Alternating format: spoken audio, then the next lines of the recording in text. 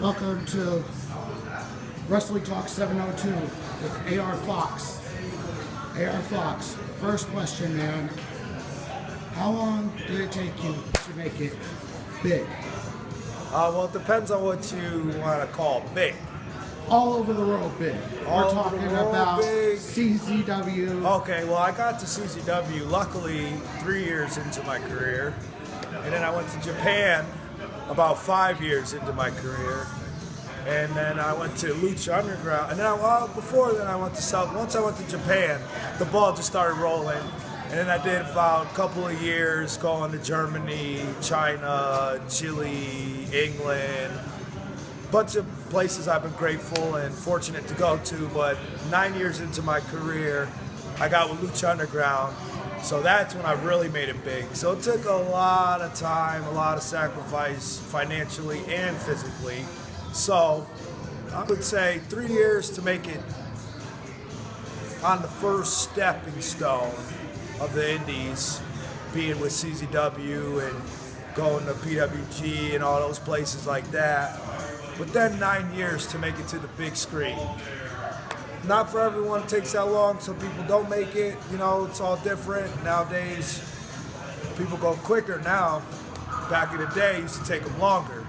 But I'm just grateful to be where I'm at. I'm happy to be where I'm at. And I just feel really lucky. I'm just grateful is just the one word to describe how I feel about pro wrestling.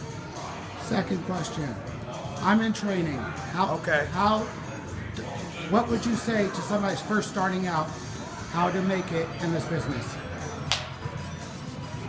All right, that's a great question for me since I'm a pro wrestling trainer and I have a lot of successful students. I would tell you, it's gonna sound crazy, but I would tell you that first thing you need to tell yourself is that, do we cuss on this thing or no? You can. All right, first thing you gotta tell yourself is that the shit's easy and you wanna have fun.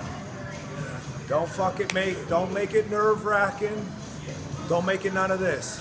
Think about what you watched as a kid, what you watch as an adult, what makes you react, what makes you sit on the edge of your seat and do it. I like seeing people flip. I like crashed and burns. I like big moves, stuff like that. So I'm just gonna go out there and do it. You can teach me how to do this, headlock, arm lock, wrist lock, this, that, all that stuff. But I know what made myself react, and then that's what I'm gonna do. And then, don't really worry about comparing yourself to people because I'm a high flyer. That's my style, strictly. Not a technician, I'm not a power guy, I'm a strictly high flyer. But you don't want to start playing a comparison game in your head, because... You coming down to the ship with us? I'm not sure. I got Strickland's number. And I got your number too. I'll talk to you later. But you don't really want to compare yourself. You know what I mean?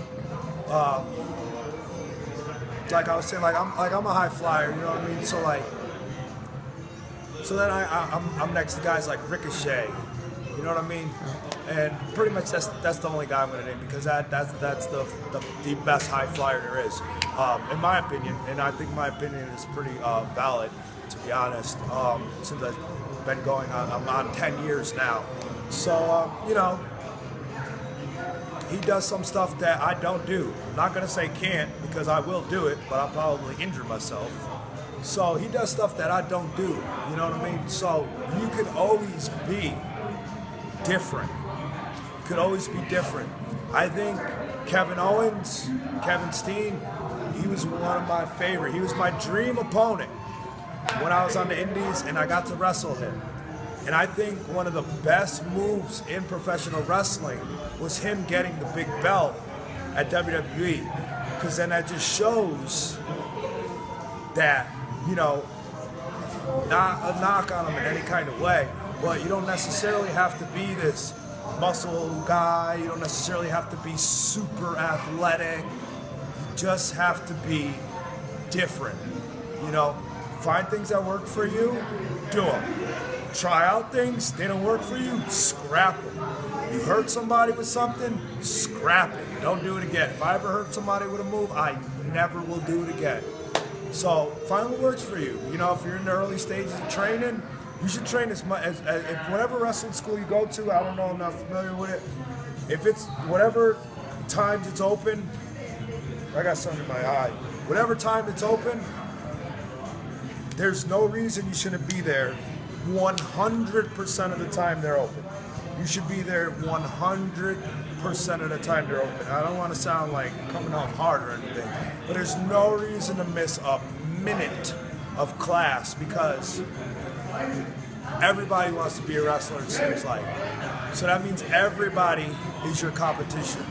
So there's somebody that's kind of like me out there right now in your stage, that's your competition. And I literally only watch wrestling, strictly watch wrestling, no movies, no cartoons, no I've never seen Walking Dead.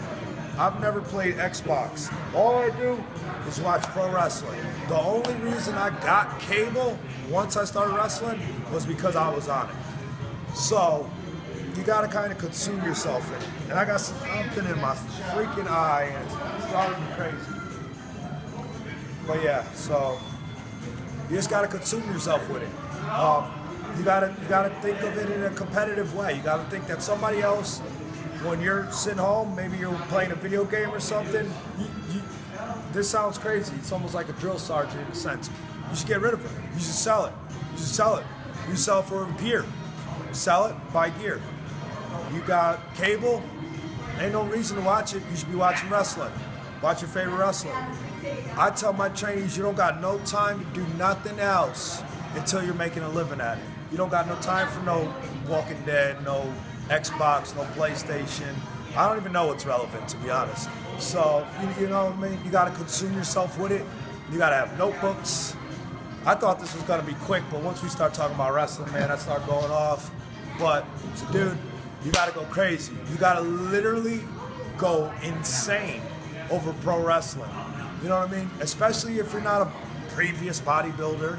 You know what I mean? Especially if you're just you know, like I was 19 when I first started. I was just a little kid, basically. You know, so like I was small, didn't have nothing that really stood out about me. So I just had to consume myself with it. I said there is nothing that's gonna stop me. And I've done things and I've made mistakes and people told me I would never make it. It kind of doesn't even make sense that I made it, but I did whatever it took. So, long story short, man, find what works for you, be different, and just remember that you got in it to have fun. That's what'll make you successful. Don't worry about pleasing the boys in the back. Worry about pleasing the fans in the crowd, which I like to refer to as friends now because of all the support they've given me. So, you know, you just want to have a party out there, man. You just want to have a good time. So just have fun out there. Don't make it nerve-wracking. Do what works for you. Don't try not to hurt nobody, man. All right, and I want to, AR Fox, I just want to promote your Lucha Underground Season 3. Yep. Or you could be on Season 4. I don't know how. I'm probably going to be on all of them. I don't know if you've seen my work so far there yet, but I don't know. Looks like they might want to keep the boy for good after the work I've been doing there. Not to sound cocky, but, you know, I risk my life every time I step in the ring. I risk my body every single time. So I'm Dante Fox. I'm there. I'm AR Fox on the Indies. I'm the highest flyer in the game. And, yeah, I'm AR Fox, man. All right, thank you, AR Fox. Sick. Thank you. Please subscribe to Wrestling Talk 702. Yup.